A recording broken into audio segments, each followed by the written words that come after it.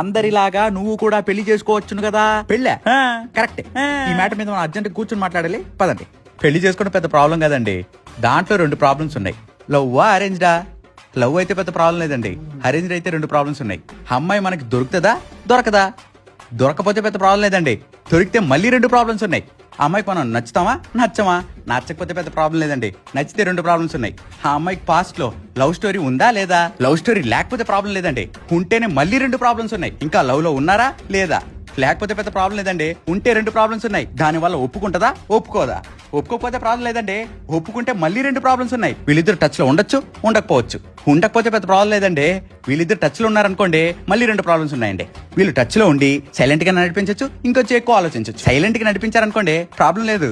ఇంకొంచెం ఎక్కువ ఆలోచించారనుకోండి మళ్ళీ 2 ప్రాబ్లమ్స్ ఉన్నాయండి. అంటే డైవర్స్ తీసుకుందాం అనుకోవచ్చు, ఇంకేదన్నా అనుకోవచ్చు. అంటే వీళ్ళిద్దరు ప్లాన్ చేసి డిసైడ్ అవుదాం అనుకోవడం అనమాట. డైవర్స్ అనుకోండి ప్రాబ్లం లేదండి. ఇంకేదన్నా అనుకుంటారు చూసారా, అక్కడ 2 ప్రాబ్లమ్స్ ఉన్నాయండి. అవి కాంప్రమైజ్ అవ్వచ్చు, లేకపోతే వైలెంట్ గా ఉండొచ్చు. కాంప్రమైజ్ అయిపోయి జీవితం బాగుంటే ఏం పర్వాలేదు కానీ హనీమూన్ కి తీసుకెళ్లి వాళ్ళ ఎవరితో కలిపి చంపేస్తే చచ్చిపోవడం అవల కాదు. అందుకే పెళ్లి చేసుకోను. ఏమంటారు? ఏమంటారు? పెళ్ళి అంటే పెళ్లి. నిద్రలేసి రోజుకో 3 సచిన వార్త వినిపిస్తుంది.